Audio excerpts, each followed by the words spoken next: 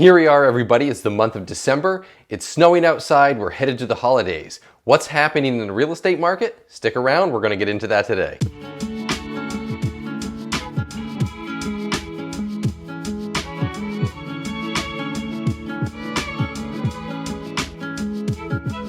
Hey guys, welcome back to the channel. It is your realtor Nick Isgro with eXp Realty here in Central Maine. As you know, on this channel we cover all things real estate here in the state of Maine, particularly in the Central Maine market. As I said at the beginning, we are now in the month of December. You can see it's clearly snowing outside. We're getting close to the holidays. Everybody's wanting to know what is happening in the real estate market right now. Is everything still going hot? Is it collapsing? Are people packing up for the holidays? What's going on? Well, today we're going to dive right into that. Now, I'm going to kick this off like I do every month with looking at the total overall active listings, just to give us a good sense of what's going on overall in the market. Are there a lot of listings? Are there not a lot? This month, take a look at this graph here and look at the trend. 244 active listings. Big drop from last month. We had 320 active listings. Big drop even from a year ago. A year ago this time, in the month of November, we ended the month with about 322 active listings, which is where we were in the month of October this year. And actually, last December, we ended the month with about 280 listings. So even in December, we had more inventory 1 year ago than we do now headed out of the month of November. That's a drastic drop. In general, that should be good news for you sellers out there. I know a lot of you are sitting on the sidelines. There's a lot of people who are now obviously going to wait until they get through the holidays unless there's some circumstance like a move that has to be happening for work or some other situation. But by and large, most of you are probably going to stay home for the holidays, I'd imagine. But if not, you can see this is still a very competitive market. For all of the people that have been talking over and over again, the talking heads on the news about some kind of market collapse and price collapse, that's not going to happen when we have tight inventory numbers like this. As you can see, way tighter than last year. Not totally crazy. I mean, it is typical of this time of the season, but it should be noted that it is definitely tight, and it's tighter than it was a year ago this time. Now let's dig into a little bit of the activity here. We're gonna jump into new listings. So new listings would be all of the listings that were introduced to the market over the month of November, everything that is hitting the market as we're heading into the month of December as a new up and running listing. Looking at this chart, very expected, 117 listings. A little bit less than we had last year, which would make sense why we have a tighter market than we had last year when we look at the overall number of listings.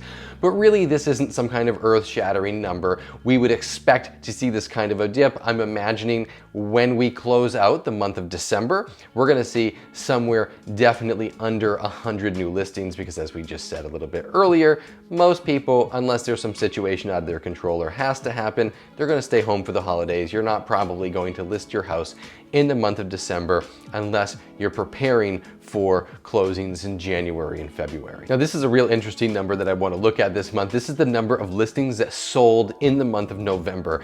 And look at this, 182 listings sold in the month of November of 2020, about 150 maybe plus or minus listings that were sold in the month of November last year. This year, a ramp up. What this tells me is we still have an incredibly healthy market, although there is definitely less competition going on with the buyers that are on the market.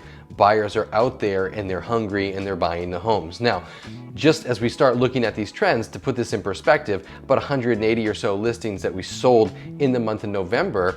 Last year, we did sell less in November, but last year in December, we sold about the same amount. So it'll be interesting as this month plays out and we head into the month of January to see where we end in December. Did we sell more or less than this 180 or so benchmark? That's going to be somewhat of an indicator as far as where we're going to be going headed into the month of January, but definitely a healthy market. Stuff's coming onto the market at a little bit slower pace.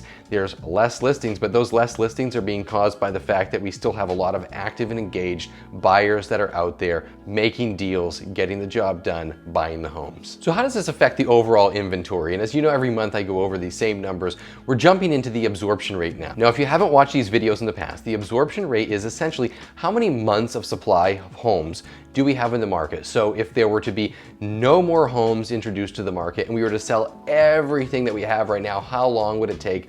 What is the max amount of supply this month? Less than 1.5 months. 1.45 months of supply inventory on the market. By all means, if you look at the trend line, this is actually more inventory than we had last spring as things were really heating up. That's why last spring you might have been in a lot of those situations where you had 10, 12, 15 offers on a home that you were always competing with as a buyer or as a seller trying to sort through all of those offers. And now things might have slowed down a little bit. We actually have more inventory now than we had at that time, but we have less inventory than we had a year ago. Last year at this time, we had a little bit over 2 months of supply. So definitely a tight market coming in here.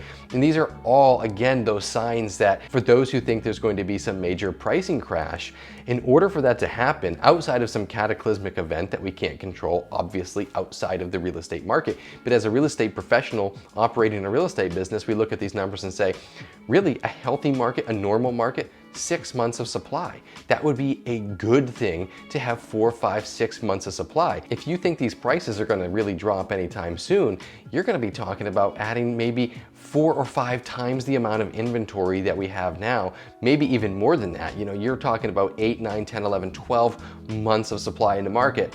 1.5 months of supply, tighter than it was last winter. Of course, we expect that this time of year. That's why I think it's always very important to just watch these trend lines as they happen. Don't just look at this month versus last month. Watch the trend line, look at how it was last year. Yes, a little bit tighter. Cataclysmic, no.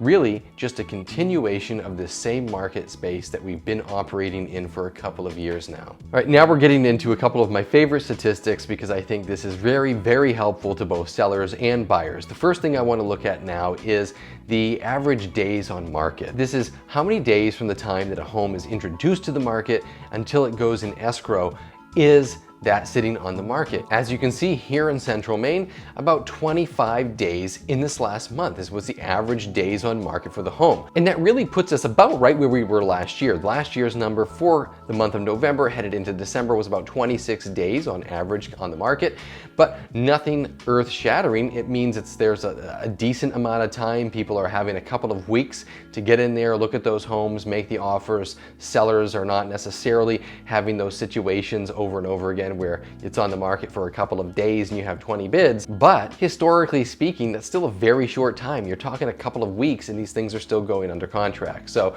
about 3 weeks average time on the market is what you can expect a home to sit before you need to get in there. So if you are a seller and you're looking to sell your home or your home's on the market, definitely be ready for those offers to come in. Don't be discouraged if it's not in the first few days.